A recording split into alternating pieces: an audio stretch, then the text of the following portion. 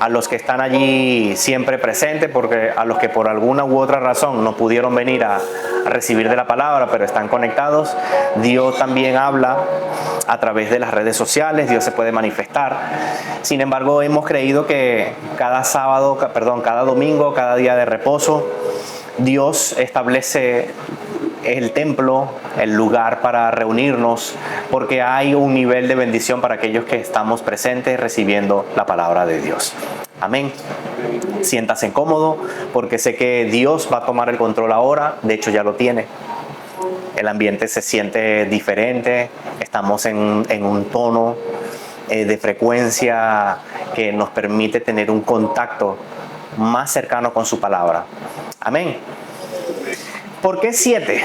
La Biblia en numerología, o el significado 7, tiene una intención.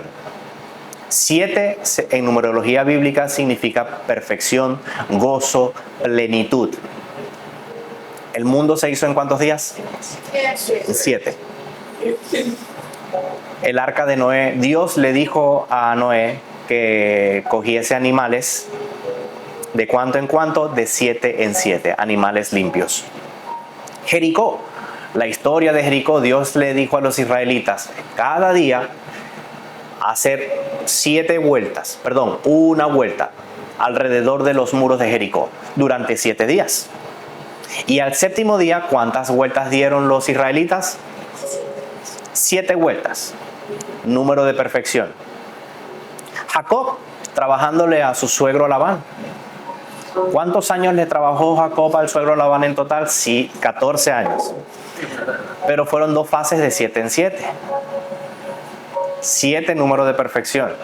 Los primeros 7 años Jacob le trabajó a su suegro y le dio a Lea, pero él esperaba a Raquel, a su bendición, a su promesa, a la que él deseaba. 7 años más le dijo Labán, y Jacob, porque estaba enamorado, le dio otros 7 años sacrificiales. Ahí está la bendición de Dios, de 7 en 7. Y yo declaro que Dios va a trabajar periodos de 7 en 7 en tu vida. 7 semanas, 7 años, suena difícil, pero no va a ser en vano. Amén. 7 número de perfección. Es un número estratégico que viene del cielo. Es un número que viene a traer nosotros esta confirmación de parte del cielo y nos permite conocer de que Dios tiene cuidado con nosotros. Un niño, cuando aprende a caminar, usted lo observa, sus primeros pasos. Da 1 o 2 pasos y se cae. Se vuelve a levantar, vuelve a dar otros 2 pasos y se cae. Y así al pasar, por ejemplo, 3 días, los padres le dicen, no, mira niño, el asunto tuyo no es caminar, así que no sigas caminando. No es así. Porque ¿qué pasa? Un niño naturalmente, cuando se cae, ¿qué pasa? ¿Qué hace? Se vuelve a levantar. Y cada vez que se cae y se levanta, lo hace con más fuerza. Hasta que llega un momento que usted lo ve, ese niño está corriendo. ¡Guau, guau, guau, guau! Mira, mi niño ya está corriendo. Y ¡pam! Y tumba las cosas. Y a medida que pasan los años, los niños son más activos, más hiperactivos. Y uno tiene que estar detrás de ellos. ¡Ay, que rompió la gaveta! ¡Ay, que hizo esto! ¡Ay, que lo otro! Entonces, en esencia, lo interesante es que el niño no considera la caída como ya una derrota definitiva. Y es lo que Dios nos enseña hoy en esta mañana. Que tu caída sea parte del proceso a donde Dios te quiere llevar. Dígale al que está a su lado, todavía Dios no ha terminado contigo.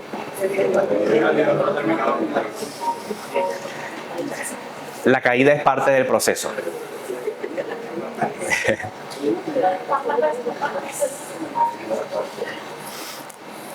Ahora pensemos en nuestra propia vida.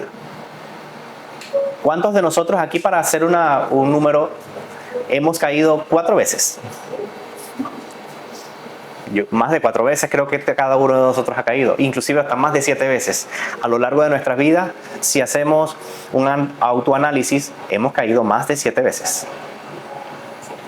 Encontramos al apóstol Pedro hablando con Jesús, preguntándole, Señor, ¿hasta cuántas veces habré de perdonar yo a mi hermano que ha pecado contra mí? Hasta 7. Y Jesús, tan humilde, tan sereno, le dijo, no te digo 7 veces, Pedro, sino hasta 70 veces 7. Es un número incalculable, es un número infinito. El resultado de eso es incalculable. Y Jesús está hablando de caídas donde Él te garantiza levantamientos.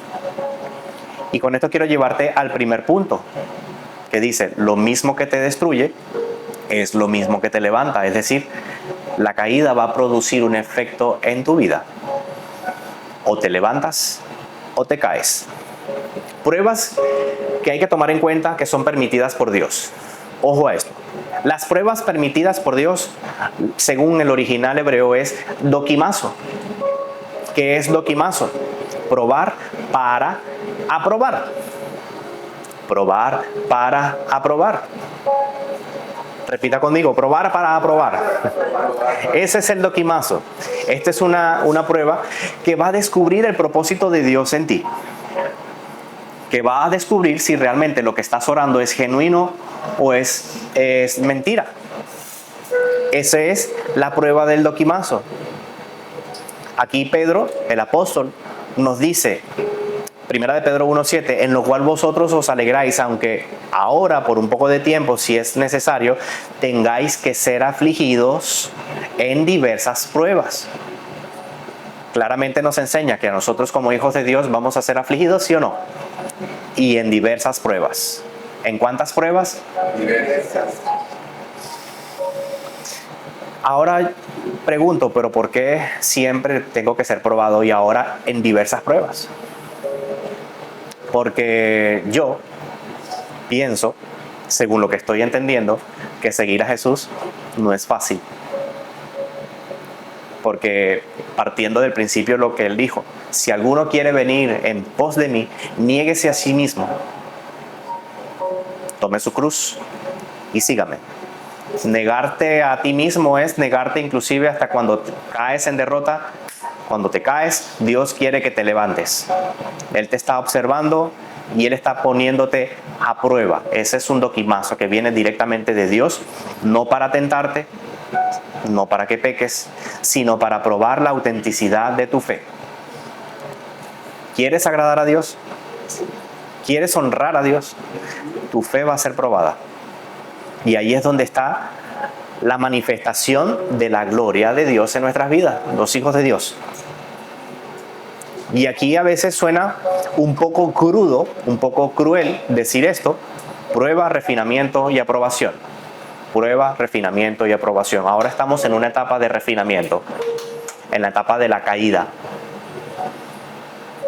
¿Y de qué manera estás gestionando esa etapa? La etapa de la refinación, donde no te alcanza lo suficiente para vivir, estás endeudado, tienes sueldo embargado, le debes a este, a otro, tienes problemas aquí, tienes problemas allá. Partes de las caídas. Le hacen bullying a tu niño en el cole, te dejaron, te mienten, te traicionan. ¿De qué manera estás gestionando el refinamiento? Porque no estamos exentos, los hijos de Dios, a padecer pruebas. Y yo me atrevería a decir pruebas profundas. Jesús nos enseñó claramente en su palabra: en el mundo tendréis aflicciones, pero confiad que yo he vencido el mundo. Si Jesús nos dice que confiemos, entonces no te preocupes por la prueba, porque allí está utilizándola como herramienta fundamental en la vida del creyente para poder levantarnos con más ¿qué? Con más fuerza. ¿Cuáles son las tres ideas que acabo de dar? Prueba, refinamiento y aprobación. Dios quiere fortalecer nuestra fe. Santiago 1, de 2 al 4 dice: hermanos míos, tened por sumo gozo cuando os halléis ¿en qué? En diversas pruebas. No en la prueba, en diversas. Aquí yo pienso y digo: ay, Dios mío, son tantas pruebas. El levantarse temprano, llevar a los niños al colegio, el tener que sacrificar un trabajo por hacer esto que le da más importancia a la familia, el tener que estar pendiente de que si se enfermó hay que salir corriendo al hospital, de que hay que estudiar la palabra de Dios, de que hay que entrenar, de que hay que leer, de que hay que mantener la mente ocupada en cosas productivas para que no caigamos en derrota. Son una de las herramientas que Dios nos enseña para poder resistir ante las acechanzas del diablo. Así que llévate este mensaje hoy corto. No te entretengas. Dígale al que está a su lado, no te entretengas. La prueba de vuestra fe o la prueba de mi fe, ¿qué va a producir? Paciencia. Te va a fortalecer y va a revelar lo que hay en el corazón. La prueba de la fe que va a producir paciencia, va a fortalecer la fe y va a revelar lo que hay en tu corazón. Si nombramos a alguien o a algunas personas en la Biblia que fueron probados directamente por Dios, el primero es un hombre llamado Job, un hombre que yo admiro muchísimo, un hombre con buena posición económica, con prosperidad familiar, un hombre que todo lo que hacía le iba bien, un hombre íntegro, guardaba la palabra de Dios. Pero mira, de la noche a la mañana este hombre recibió destrucción repentina.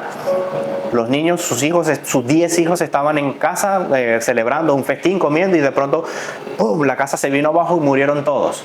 Solamente uno salió rápido para darle la noticia a Job. De pronto viene un rayo, cae del cielo y le quema toda la siembra, todos sus animales. Después Job cae enfermo. Mira todo lo que le sobrevino a este hombre. Pero al final dice que Dios le recompensó el doble. Claro, uno pregunta, pero este Job, ¿por qué le sobrevino todo esto? Y no hay que ignorar que él ya tenía un temor. Él tenía todo, sus hijos bien criados, tenía cuentas en su banco, dinero en su banco, perdón, comida en su nevera. Y él decía, mira la caída de aquí, de Job.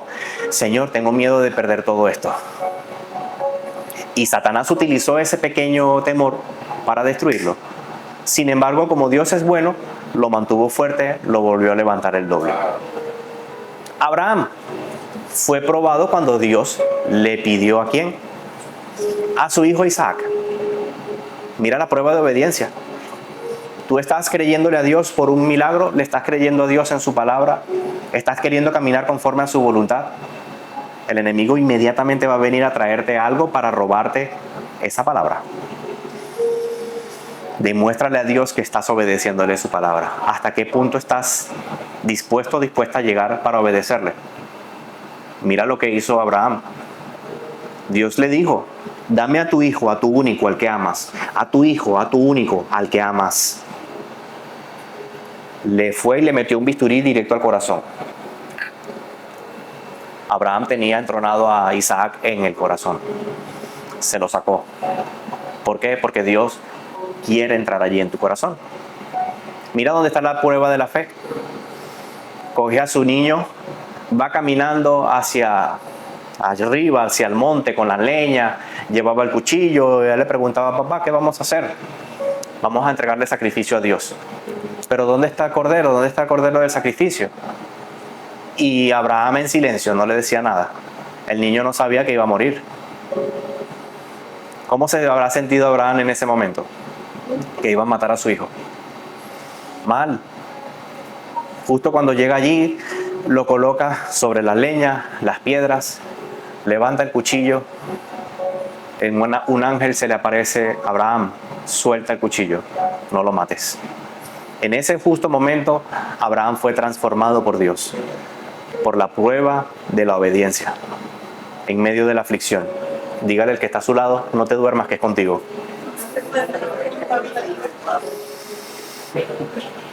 Ahora yo te pregunto, ¿y si la situación que estás viviendo no viene para destruirte, sino para llevarte a otro nivel, para fortalecerte más? Aleluya. ¿Cuántos lo creen? Amén. Y Dios lo está haciendo así, quizás nosotros no lo vemos. Y Dios siempre va a ser bueno. Mientras más derrotas y caídas, ¿qué va a hacer Dios? Más grande va a ser el levantamiento. Mientras más derrotas y caídas, más grande va a ser el levantamiento. En segunda, ya hablé del doquimazo, ¿verdad? El doquimazo es la prueba que viene directamente de Dios. Ahora voy a hablar del peirazo. Esto se va a poner un poquito más candela. El peirazo es pero es un peirazo que viene de Satanás, del malo, del pan que te va a dar duro y te va a dejar una marca y que te va a dejar bien marcado. Ese es un peirazo. Las tentaciones que vienen de Dios. La palabra dice que Dios no puede ser tentado por el mal, pero este peirazo es diferente. Ahora quiero que mires bien qué es lo que está sucediendo. Aquí vas a aprender a discernir si la prueba que estás atravesando viene del cielo o viene de abajo. Pero va a depender de tus decisiones y de tus acciones. Y aquí te lo voy a abrir. Peirazo. Tentar, poner a prueba, un ataque directo de Satanás. Un ejemplo, Adán y Eva, creados por Dios, a su imagen y semejanza, fueron tentados por una serpiente, con que Dios dijo que no ibais a morir. Mira cómo mete la palabra de Dios, pero con una mala intención. Y aquí ellos cedieron a la tentación, se dejaron llevar por esa voz malévola, comieron del fruto prohibido. ¿Saben lo que pasó inmediatamente después de eso? Fueron desterrados. Dice la Biblia que Dios acordonó, ¿no? Se dice así, el Edén, le colocó unos ángeles allí para que no entrasen. Desde ese momento fueron destituidos de la gloria de Dios. Romanos 3:23, por cuanto todos pecaron y están destituidos de la gloria de Dios. Todos pecamos, todos traemos esa herencia pecaminosa de parte de Satanás. ¿Por qué? Por desobediencia. El primer Adán desobedeció, pero el segundo Adán se levantó, murió y resucitó a causa de nuestros pecados. ¿Cuántos dicen amén? Recibimos a ese segundo Adán por gracia, porque Dios nos ama. ¿Tú crees que Jesucristo hubiese tenido la necesidad de haberse colgado en una cruz? Él fácilmente, en ese justo momento, cuando iba caminando hacia el Gólgota con la cruz, pudo haber dicho, no, me rindo, yo no voy a cargar esta cruz. Que se encarguen ellos a resolver su problema de pecado. Lo pudo haber hecho, pero porque nos ama tanto, Él cargó una cruz, se estaba desangrando. Dice la palabra que, claro, hay otro libro apócrifo que lo revela. Caminó 3 kilómetros, en donde registra que Él tuvo varias caídas. Se caía, se volvía a levantar. ¿Sabe lo que es caminar 3 kilómetros con un madero de un poco más de 30 kilos sobre sus lomos? Romanos golpeándole, dale, al punto tal de que tuvo que contar con la ayuda de un tal Simón de Cirene, un hombre de raza africana, para que le ayudase a llevar la cruz. Jesús lo aguantó hasta el final. Luego llega, lo cuelgan en la cruz. Hay algo que sucede biológicamente en el cuerpo, que está colgado de esta forma, le cuesta respirar. Tienen los clavos pegados en las tablas, tiene clavos pegados en los pies. Entonces, si hacía el esfuerzo como para levantarse, le dolían las piernas de manera tal que no podía controlar el equilibrio arriba. Si él se soltaba, se asfixiaba y se ahogaba. Historias cuentan, o libros apócrifos cuentan, que personas así aguantaban ese estado hasta días, viviendo, aguantando ese dolor y sufrimiento. Jesús aguantó ¿cuántas horas? 6 horas. Allí Él dijo estas últimas palabras: Señor, Señor, ¿por qué me has abandonado? Ilah, lama sabactani, es lo que Él dijo allí. Al final, Él suspiró y dijo: Señor, en tus manos encomiendo mi espíritu. ¿Saben lo que pasó después de ahí? Desde ese entonces se marcó un antes y un después en tu vida, en mi vida. Tenemos el privilegio ahora de entrar confiadamente al trono de la gracia, clamando Abba, Padre. Eso no lo podían hacer antes de Jesús, no se podía hacer, ahora sí se puede hacer. Hoy Dios quiere que tengas un encuentro con Él. Te lo puso fácil. Dígale al que está a su lado, te la pusieron fácil. En segundo punto y el último. Dios recompensa a quienes se vuelven a levantar. Mi mensaje para ti es levántate. Vuélvete a levantar, vuelve a intentarlo. Dios va a recompensarte. No te rindas, no desmayes. Dice: yo estoy contigo, el Señor. Yo te esfuerzo, yo te levanto y yo te sustento. 3 palabras: yo te esfuerzo, yo te levanto y yo te sustento. Es lo que Dios tiene a favor de ti. Es lo que Dios tiene a favor de mí, a favor de todos aquellos que le creemos. ¿Cuántos quieren vivir en ese favor y esa gracia de Dios? Amén.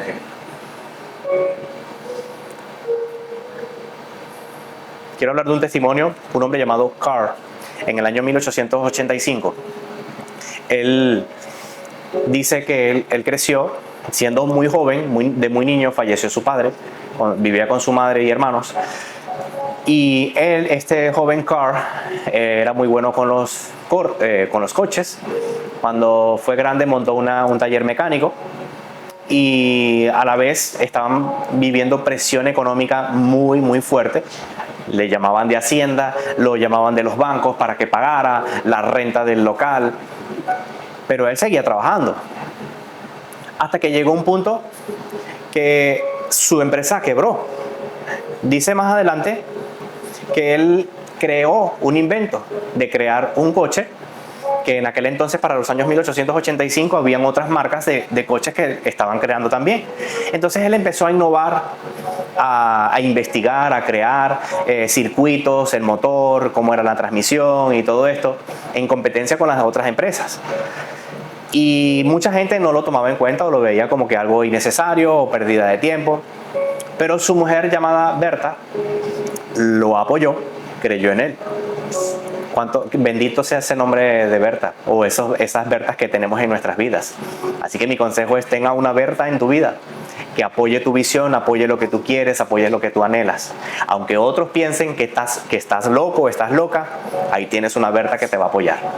Y viene esta Berta y lo apoya y dice: ve, sigue, aunque no veas el fruto.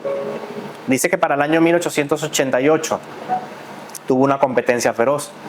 Él luchaba por vender sus vehículos, mientras que Daimler, otra empresa que se encarga también de vender vehículos, con sus inventores desarrollaban equipos genuinos para introducir coches. Total que, como no le creían, él, sin decirle nada a nadie, tomó su coche y rodó 100 kilómetros. Nadie en aquel entonces con un coche podía rodar tal distancia.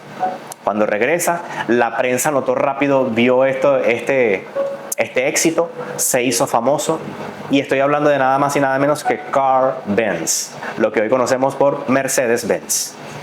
Cuando usted se monta en ese coche, yo he tenido oportunidad de montarme en esos coches, y cuando tú te sientas, te gradúa, se mueve el asiento solo, te lleva, el volante se mueve, o sea, te gradúa conforme a tu estatura y tu peso, porque ahí tienen un panel que tú colocas estatura, peso, y el asiento se gradúa. Y ese hombre tuvo éxito, pero te estoy hablando no solo del éxito de él, las caídas, los tropiezos. Y con esto quiero en esencia contarte tres cosas: persistencia, innovación constante y personas que creyeron. Carl Benz fue un hombre persistente, fue un hombre que fue innovando y tuvo personas que le apoyaron. Y esto nos deja que el fracaso es una herramienta de Dios para levantarte. Hoy Dios te quiere levantar. Cuidado si vuelves a fracasar, pues Dios te va a volver a levantar. Y quitó Jehová la aflicción de Job y aumentó el doble de lo que tenía. Aquí está la recompensa de los que creen a Dios, de los que van y suben, van y suben. Ayer, para los que no saben o a los que sí me han visto, en las redes sociales publiqué que mis niños estaban en una competición de Jiu-Jitsu.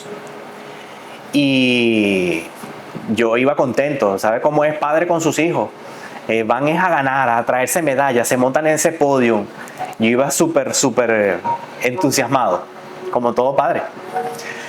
Y le toca a Octavio, al mayor, le tocaba pelear 4 veces. No lo voy a decir muy duro porque después... ¡ah!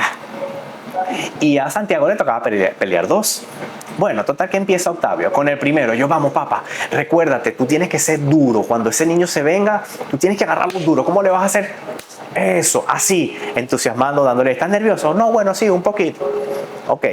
Cuando se viene el niño, lo agarra, lo tumba, le hizo una palanca al cuello y le dio el tap y le levantaron la mano al otro, y yo quedé: ay Dios. Bueno, quedan 3 peleas más. El segundo contrincante, al cabo del rato, viene el otro, lo tumbó y le hizo una palanca en el brazo y lo tenía así. Él Otra derrota más. Dios mío, Dios mío. Ya yo me sentía como que llevando a mi corderito al matadero. Me van a acribillar a mi hijo. No, bueno, queda una más. Espero que en esta tercera tenga que meterle duro. Total que cuando veo que le toca a otro con el que iba a pelear, dijo, no, era uno de los cracks de allí. Y digo, Dios mío. Le puse la mano en la cabeza, se me arrugó el corazón y dije, Señor, en tus manos te entrego su espíritu. Y yo estaba destrozado, ya estaba destrozado. Y veo que pierde, le hizo una palanca al cuello, se lo apretó y cuando lo veo a él, o sea, porque casi todos los niños cuando perdían salían llorando. Y cuando lo veo a él en el suelo, se arrodilla, se pone su kimono otra vez. Lo que me sorprendió no era que lloraba. Lo que me sorprendió es que se levantaba.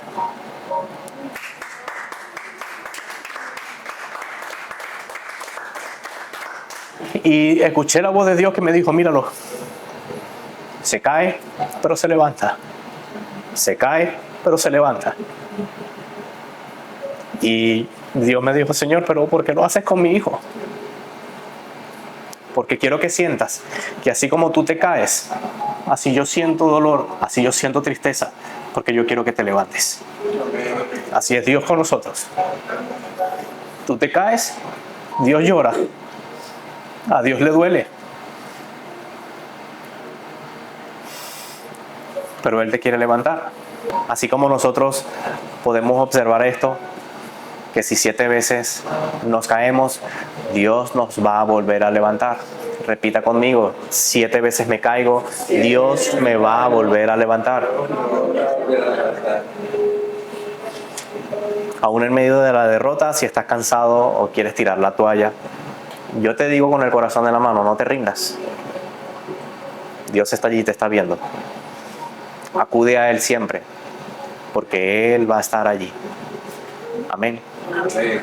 Quiero orar por ti. Allí donde estás, si puedes, cierras tus ojos.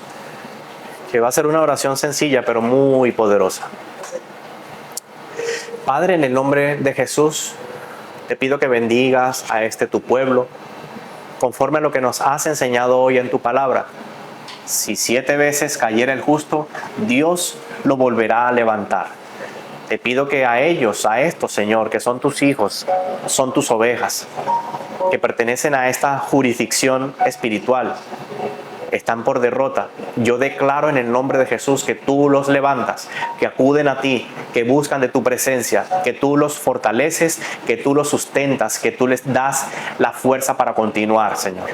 En el nombre de Jesús, tu palabra nos enseña que la obra que tú empezaste en cada uno de nosotros, tú la vas a perfeccionar. En el nombre que es sobre todo nombre, en el nombre de Jesús te doy gracias porque has muerto en una cruz a favor de mí, porque me has dado las herramientas para continuar. Gracias, Señor. Amén. Amén.